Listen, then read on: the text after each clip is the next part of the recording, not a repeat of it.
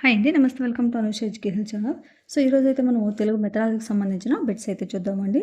మనకు తెలుగు మెథడాలజీలో మొత్తం అయితే మనకు 6 టాపిక్స్ అయితే ఉంటాయి. అవి ఏంటంటే భాషా వివిధ భావనలు కానీ, 2 భాషా నైపుణ్యాలు మరియు భాషా సామర్థ్యాల అభివృద్ధి, ప్రణాళిక రచన పాఠ్య గ్రంథాలు, తర్వాత 4 వచ్చేసి విద్యా సాంకేతిక శాస్త్రం మరియు సహపాఠ్య కార్యక్రమాలు, తర్వాత 5వది వచ్చేసి సాహిత్య ప్రక్రియ మరియు బోధనా పద్ధతులు, 6 వచ్చేసి మనకు మూల్యాంకనం మరియు పరీక్షలు అనమాట. సో, చాలా చాలా ఇంపార్టెంట్ టాపిక్ అనమాట. మనకు ఎక్కువ స్కోర్ వచ్చేసి మనకు 3 టాపిక్లు ఉన్నాయన్నమాట. అంటే ఎక్కువగా ఇచ్చే అవకాశాలు మనకు మూల్యాంకనం పరీక్షలు, అదేవిధంగా సాహిత్య ప్రక్రియలు బోధనా పద్ధతులు కానీ, అదేవిధంగా భాషా నైపుణ్యాలు, భాషా సామర్థ్యాల అభివృద్ధి. ఈ 3 టాపిక్ నుంచి మనకి ఎక్కువ ప్రశ్నలు వస్తున్నాయన్నమాట. తర్వాత విద్యా సాంకేతిక శాస్త్రం కానీ, సో అందుకని మనం మూల్యాంకనం పరీక్షల్లో అయితే మనం కొన్ని బిట్స్ అయితే చూద్దామండి. సో ఫస్ట్ టైం కనుక మన ఛానల్ చూస్తుంటే ఖచ్చితంగా లైక్ చేసి, షేర్ చేసి, సబ్స్క్రైబ్ చేయండి.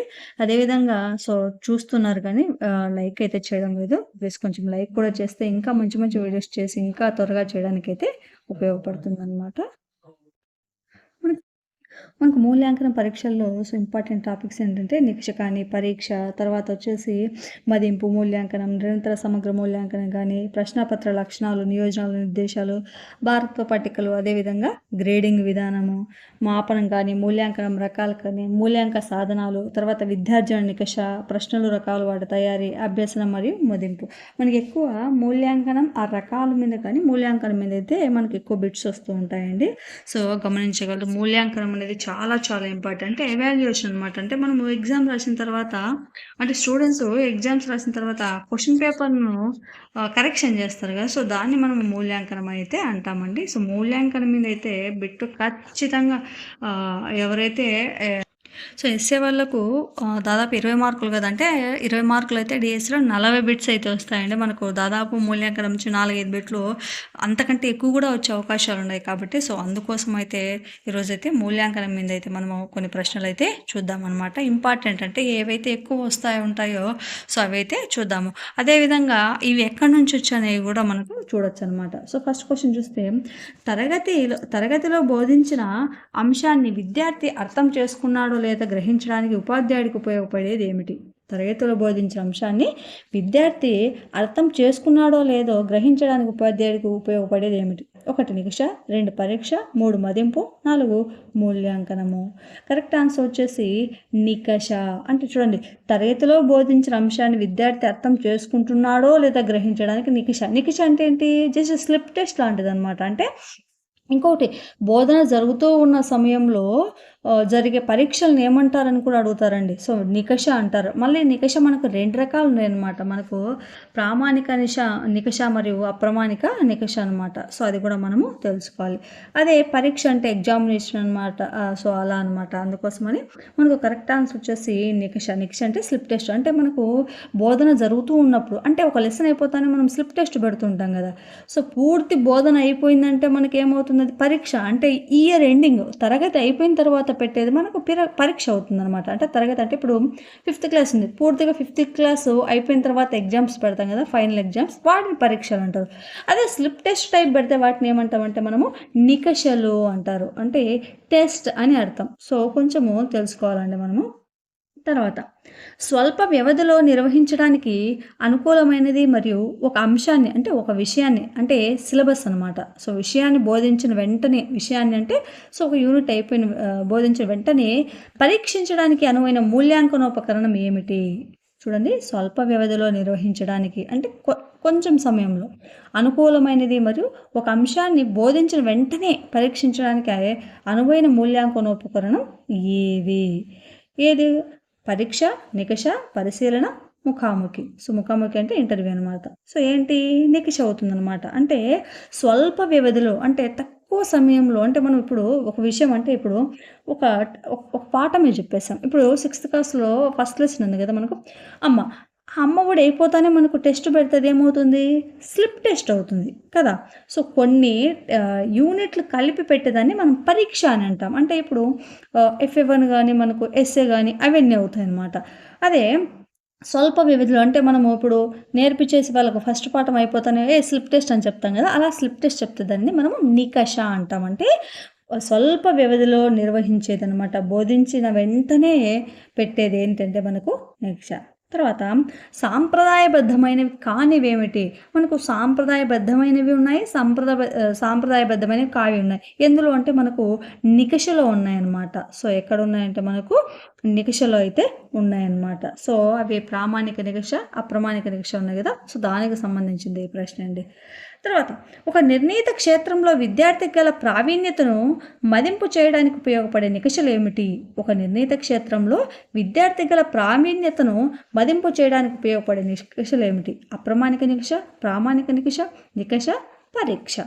మనకు కరెక్ట్ ఆన్సర్ వచ్చేసి ప్రామాణిక నిష. చెప్పాను కదా ఇందాక, ఒక నిర్ణీత క్షేత్రంలో విద్యార్థి గల ప్రావీణ్యతను మదింపు చేయడానికి ఉపయోగపడే నికషలు ఏమిటంటే ప్రామాణిక నిష. సో ఈ ప్రామాణిక నిషలను మనము సాంప్రదాయబద్ధమైన కావ్య అంటారు. ఈ అప్రమాణిక నికషలను సాంప్రదాయబద్ధమైన నికషలని అంటారు అనమాట. సో గమనించాలండి. తర్వాత ప్రామాణిక నికషలకు సంబంధించి సరికాని ప్రవచనాన్ని గుర్తించండి. ఏ ప్రామాణిక నికషలో ఉపాధ్యాయ నిర్మిత నికషలు, మనోవైజ్ఞానిక నికషలు ఉంటాయి. 2 విద్యార్థులు ఆసక్తులను, అభిరుచులను, వైఖరులను, సృజనాత్మకతను పరిశీలించడానికి ఉపయోగపడే నికషలు. సి నికషకు ఇచ్చే సమయం కూడా మూల్యాంకనానికి ఇచ్చినంత సమయం ఉండకూడదు. డి మూల్యాంకనానికి ఇచ్చే సమయం కన్నా నికషకు ఇచ్చే సమయం ఎక్కువ ఉంటుంది. మనకు చూడండి, ఇవన్నీ కూడా మనకు నికషలో అంటే మూల్యాంకనానికి సంబంధించినవి అన్నమాట. సో ఇక్కడ ఏమడిగారు? సంబంధించి ప్రవచనాన్ని గుర్తించండి. ఏవి గుర్తించండి అంటే మనకు ప్రామాణిక నికషలో ఉపాధ్యాయుడు నిర్మిత నికషలు, మనోవైజ్ఞానిక నికషలు అనేవి ఏర్పాటు చేస్తాడు, అది కరెక్టే. తర్వాత విద్యార్థుల ఆసక్తులను, అభిరుచులను, వైఖరులను, సృజనాత్మకతను పరిశీలించడానికి ఉపయోగపడే నికషలు అంటే చూడండి, వాళ్ళకి ఆసక్తి ఉందా లేదా, వైఖరి అంటే ఇప్పుడు స్టూడెంట్స్లో ఒక్కొక్కరికి ఒక్కొక్క మనస్తత్వం ఉంటుందన్నమాట. అంటే కొందరికి ఇప్పుడు 10కి మార్క్స్ పెడితే 10కి 10 తెచ్చుకునే వాళ్ళు ఉంటారు, 8 తెచ్చుకునే వాళ్ళు ఉంటారు, 5 తెచ్చుకునే వాళ్ళు ఉంటారు అనమాట. సో వీళ్ళందరినీ కూడా మనము దృష్టిలో పెట్టుకొని క్వశ్చన్ పేపర్ అయితే తయారు చేయాలన్నమాట. తర్వాత నికషకు ఇచ్చే సమయం కూడా మూల్యాంకనానికి ఇచ్చినంత సమయం ఉండకూడదు. అంటే చూడండి, మనకు నికషకు ఇచ్చినంత అంటే ఒక టెస్ట్కి ఇచ్చినంత సమయం మూల్యాంకనానికి అయితే ఇవ్వకూడదు. తర్వాత మూల్యాంకనానికి ఇచ్చే సమయం కన్నా నికషకు ఇచ్చే సమయం మనకు సో పై 3 కూడా కరెక్టే, అంటే తప్పుగా ఇవ్వబడింది ఇదనమాట. అంటే మూల్యాంకనానికి ఇచ్చే సమయం కన్నా నికషకు ఇచ్చే సమయం ఎక్కువగా ఉంటుంది, అంటే ఆప్షన్ 2 అనేది కరెక్ట్ అవుతుందండి. తర్వాత ఉపాధ్యాయుడు తాను బోధించిన అంశాలలో తన విద్యార్థుల సముపార్జనను తానే అంచనా వేయడాన్ని ఏమంటారు? అంటే ఉపాధ్యాయుడు తాను బోధించిన అంశాలలో తన విద్యార్థులకు సముపార్జనను తానే అంచనా వేయడాన్ని ఏమంటారు? బహిర్గత మూల్యాంకనం, అంతర్గత మూల్యాంకనం, నిర్ధారణం, లోప నిర్ధారణ మూల్యాంకనం, ప్రాగుప్తిక మూల్యాంకనం. చూడండి, ప్రాగుప్తిక మూల్యాంకనం అంటే లాస్ట్ చెట్లో కూడా వచ్చింది. ప్రాగుప్తిక మూల్యాంకనం అంటే ఒక ఉపాధ్యాయుడు తన విద్యార్థి భవిష్యత్తులో ఈ దేంట్లో పురోగతి చెందగలడు. అంటే ఇప్పుడు మనకు 6 సబ్జెక్టులు ఉంటాయి. ఆ సబ్జెక్టుల్లో ఉంటే ఇందులో ఈ విద్యార్థి బాగా వస్తాడు అంటే మార్క్స్ని బట్టి, ఇప్పుడు కొందరికి తెలుగు, సోషల్ బాగా వచ్చు, కొందరికి మ్యాథ్స్ బాగొచ్చు. కాబట్టి సో ఇతను మ్యాథ్స్లో మంచి ప్రొఫెషనల్ కాగలుగుతాడు, అంటే మంచి స్థాయికి వెళ్ళగలుగుతాడు అని విద్యార్థి యొక్క భవిష్యత్తును ముందే అంచనా వేయగలిగితే దాన్ని ప్రాగుప్తిక మూల్యాంకనం అంటారు. అదే లోప నిర్ధారణం అంటే ఒక పరీక్ష పెట్టి అందులో విద్యార్థి ఎందులో తక్కువ ఉన్నాడు, సో దాన్ని ఎలా ముందుకు తీసుకోవాలని ఆ లోపాన్ని నిర్ధారించే మూల్యాంకనం లోప నిర్ధారణ. అదే బహిర్గత మూల్యాంకనం అంటే ఒక ఎగ్జామ్, అంటే ఇప్పుడు మనకు ఎగ్జామ్ పెట్టినప్పుడు వేరే యూనివర్సిటీ లేదా వేరే కళాశాలలో పేపర్స్ కరెక్షన్ చేస్తారు కదా. ఇప్పుడు మనం బీఈడి ఎగ్జామ్స్ రాసినప్పుడు లేదా డిఈడి ఎగ్జామ్స్ రాసినప్పుడు మనకు వేరే యూనివర్సిటీలో కరెక్షన్ చేస్తారనమాట. సో దాన్ని బహిర్గత మూల్యాంకనము అంటారు. అదే అంతర్గత మూల్యాంకనము అంటే ఇప్పుడు స్కూల్లోనే, అంటే ఉపాధ్యాయుడు తాను బోధించిన అంశాల మీద తానే విద్యార్థులకు బోధించినట్లయితే దాన్ని ఏమంటారంటే అంతర్గత మూల్యాంకనము అని అంటారనమాట. అంటే మనకు అంతర్గత మూల్యాంకనం అనేది కరెక్ట్. అంటే అంతర్గతంగా అంటే సో ఉపాధ్యాయుడు బోధించింది తానే కరెక్షన్ చేయడాన్ని మనకు అంతర్గత మూల్యాంకనం అని అంటారండి, గుర్తుంచుకోవాలి. తర్వాత పాఠశాల లేదా కళాశాల పరిధిలో జరిగే మూల్యాంకనం అనగా దీనిని చెప్పవచ్చు. పాఠశాల లేదా మనకు కళాశాల పరిధిలో జరిగే మూల్యాంకనాన్ని దీనిగా చెప్పవచ్చు. సో ఇందాక చెప్పుకున్నాం కదా, సో స్కూల్లోనే మనకు ఉపాధ్యాయుడు బోధించిన దాన్ని మనకు కరెక్షన్ చేస్తే దాన్ని ఏమంటామంటే అంతర్గత మూల్యాంకనం అని అంటారు. తర్వాత అంతర్గత మూల్య నిర్ధారణ కొన్ని సందర్భాల్లో ఉపాధ్యాయుల డాష్, అంటే అంతర్గత మూల్య నిర్ధారణ కొన్ని సందర్భాలలో ఉపాధ్యాయులు డాష్. ఇక్కడ మనకు చూడండి, అపేక్ష నిరుపేక్షలకు లోనవుతుంది అనమాట. అపేక్ష నిరపేక్షకులకు అంటే అంతర్గత మూల్యాంక నిర్ధారణ కొన్ని సందర్భాల్లో అంటే ఉపాధ్యాయుడు తనకు నచ్చిన అంటే కొందరు బాగా చదువుతూ ఉంటారు. సో అలాంటి సందర్భాల్లో కూడా నచ్చిన వాళ్ళు కొన్ని మార్క్స్ వేయడం అపేక్షగా నిరపేక్ష కానీ ఉంటుందన్నమాట, లోన్ అవుతూ ఉంటుంది కొన్నిసార్లు. తర్వాత అంతర్గత మూల్య నిర్ధారణకు ప్రాతిపదికల్లో 1 నిరంతర పర్యవేక్షణ, 2 TLM వినియోగం, 3 అభ్యాసాల రూపకల్పన, 4 గ్రంథాలయాల స్వాధ్యయనం. సో అంతర్గత మూల్య నిర్ధారణకు ప్రాతిపదికల్లో 1 ఏమిటి అంటే నిరంతర పర్యవేక్షణ అనేది ఉంటుందన్నమాట అంతర్గతంగా అయితే. అంతే కదా, అంటే వాళ్ళను కరెక్షన్ చేసేప్పుడు వాళ్ళు నిరంతరం మీరు ఎప్పుడు చూస్తూ ఉంటాం కదా, పర్యవేక్షణలోనే ఉంటారు వాళ్ళు అనమాట. తర్వాత అంతర్గత మూల్య నిర్ధారణ నిర్వహణ విధానానికి సంబంధించి భిన్నమైన వ్యాఖ్యను గుర్తించండి. అంతర్గత మూల్య నిర్ధారణ నిర్వహణ విధానానికి సంబంధించి భిన్నమైన వ్యాఖ్యను. 1 అంతర్గత మూల్య నిర్ధారణ అంశాలను పాఠశాల స్థాయిలో నిర్వహించాలి, దీని గ్రేడర్ రూపంలో ఇవ్వాలి. 2 అంశాన్ని బోధించే ఉపాధ్యాయుడే అంతర్గత మూల్య నిర్ధారణ చేయాలి.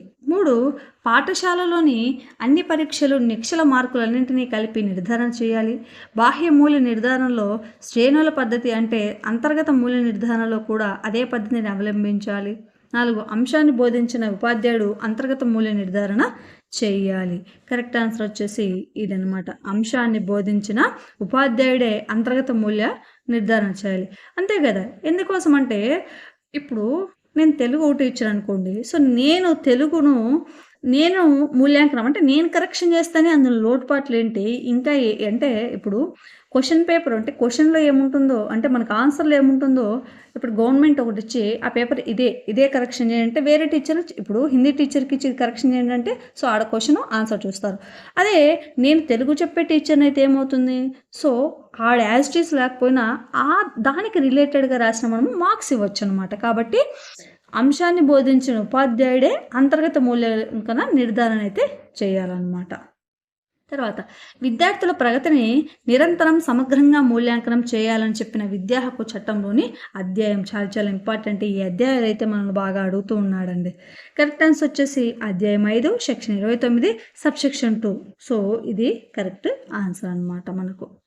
తర్వాత ఈ చట్టం ప్రకారం 8వ తరగతి వరకు ఎటువంటి పబ్లిక్ పరీక్షలు ఉండరాదు. సో ఇది కూడా చాలా ఇంపార్టెంట్, ఎందుకంటే మనకు ఈ సెక్షన్స్ ఇస్తున్నారు, ఇయర్స్ ఇస్తున్నారు, ప్రవేశపెట్టిన చట్టాలు ఉన్నాయి కదా. సో చట్టాలు కానీ లేకుంటే NCF, NCERT, RT ఇలాంటివి ఉన్నాయి కదా, వాటి మీద కూడా మనం ప్రశ్నలు అయితే అడుగుతున్నారండి. సో ఈ చట్టం ప్రకారం 8వ తరగతి వరకు ఎటువంటి పబ్లిక్ పరీక్షలు ఉండరాదు అని చెప్పింది ఎవరు అంటే మనకు విద్యా హక్కు చట్టము, RT రైట్ టు ఎడ్యుకేషన్ అదైతే తెలియజేయడం జరిగింది. తర్వాత నిరంతర సమగ్ర మూల్యాంకనం అంటే CCE అనే భావనను 2009లో ప్రతిపాదించిన సంస్థ ఏది? సో చాలా ఇంపార్టెంట్ అండి, ఇది చాలా క్వశ్చన్ రావడం జరిగింది మనకు టెట్లో కూడా. కేంద్ర మాధ్యమిక విద్యా బోర్డు, 2 కేంద్ర సాంకేతిక విద్యా సంస్థ, 3 కేంద్రీయ విద్యాలయం, 4 జాతీయ విద్యా పరిశోధన శిక్షణ సంస్థ. మనకి ఇక్కడ కరెక్ట్ ఆన్సర్ వచ్చేసి CBSE అనమాట. అంటే మనకు నిరంతర సమగ్ర మూల్యాంకనం CCEని ప్రవేశపెట్టింది ఎవరు అంటే CBSE. చాలా ఇంపార్టెంట్ అండి, CBSE అయితే మనకు ప్రవేశపెట్టింది CCEని.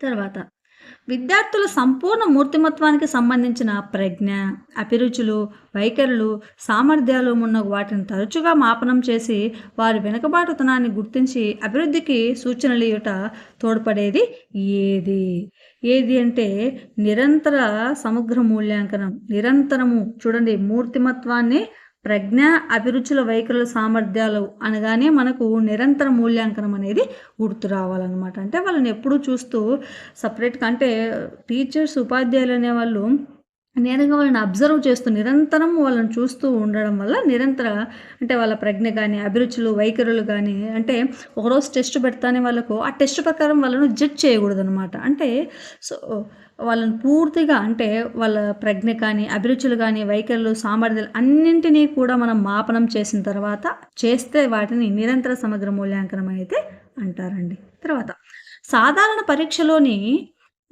పరీక్షలలోని లోపాలను సవరించి విద్యార్థి మూర్తిమత్వాన్ని సరిగా అంచనా వేసి శాస్త్రీయంగా ఫలితాలను విశ్లేషించడానికి తోడ్పడే ప్రక్రియ ఏమిటి? 1 వైయక్తిక బోధన, 2 సూక్ష్మ బోధన, 3 అనురీక్షణ, 4 నిరంతర సమగ్ర మూల్యాంకనము. కరెక్ట్ ఆన్సర్ వచ్చేసి నిరంతర సమగ్ర మూల్యాంకనం అనేది కరెక్ట్ అండి. సాధారణ పరీక్షల లోపాలను సవరించి, సాధారణ పరీక్షలు అంటే మనము స్కూల్లో పెడుతూ ఉంటాం కదా, అంటే స్లిప్ టెస్ట్ లాంటివి. సో అలాంటివి మనము పరీక్ష లోపాలను సవరించి విద్యార్థి మూర్తిమను సరిగా అంచనా వేసి, అంటే వాళ్ళు కారణాలు వాళ్ళను మళ్ళీ శాస్త్రీయంగా ఫలితాలను విశ్లేషించడాన్ని, అంటే దానికి తగిన కారణాలు, అంటే వాళ్ళను ప్రజ్ఞను మనం అంచనా వేస్తాం కదా, అంటే ఏంటి, నిరంతరం వాళ్ళను పరీక్షిస్తూ ఉంటాం. అంటే వాళ్ళ అలవాట్లు కానీ, ప్రవర్తన కానీ, ఇవన్నీ కూడా మనము గమనిస్తూ ఉంటాం కాబట్టి, సో అలా వాళ్ళను విశ్లేషించడానికి ఉపయోగపడేది ఏమిటంటే మనకు నిరంతర సమగ్ర మూల్యాంకనం అనేది కరెక్ట్ ఆన్సర్ అండి. సో ఇక్కడికి మనం మూల్యాంకనానికి సంబంధించిన కొన్ని బిట్లు అయితే చూద్దాం. సో ఇంకా కొన్ని మూల్యాంకనానికి కానీ మిగతా సబ్జెక్ట్ సంబంధించిన విషయాలను అయితే నేను వీడియోల రూపంలో చేస్తూ ఉంటానండి. సో వీడియో నచ్చినట్లయితే ఖచ్చితంగా లైక్ చేయండి, షేర్ చేసి సబ్స్క్రైబ్ చేయండి. థ్యాంక్ యూ అండి. Thank you for watching videos.